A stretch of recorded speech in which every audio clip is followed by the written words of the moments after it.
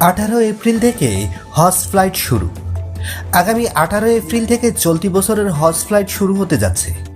এ লক্ষ্যে হজ এজেন্সি ও হজ যাত্রী পরিবহনকারী এয়ারলাইন্সগুলোকে জরুরি নির্দেশনা দিয়েছে ধর্ম মন্ত্রণালয়। রোববার ধর্ম বিষয়ক মন্ত্রণালয়ে হজ এক শাখা থেকে সংশ্লিষ্টদের এ সংক্রান্ত চিঠি দেওয়া হয়েছে। উপসচিব মোহাম্মদ শফিউজ্জামান ভূঁইয়া স্বাক্ষরিত চিঠিতে বলা হয়, হিজরি 1447 সনের হজযাত্রীদের হজ ফ্লাইট আগামী 18 এপ্রিল থেকে শুরু হবে।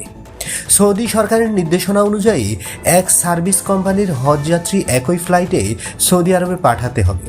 এতে আরও বলা হয়, হজ প্যাকেজ ও গাইডলাইন 2026 অনুযায়ী প্রত্যেক এজেন্সির মোট হজযাত্রীর কমপক্ষে 20% ফ্রি হজ ফ্লাইটের মধ্যবর্তী পর্যায়ে এবং প্রথম ও শেষ পর্যায়ে 30 থেকে 50% হজযাত্রী সৌদি আরবে পাঠাতে হবে।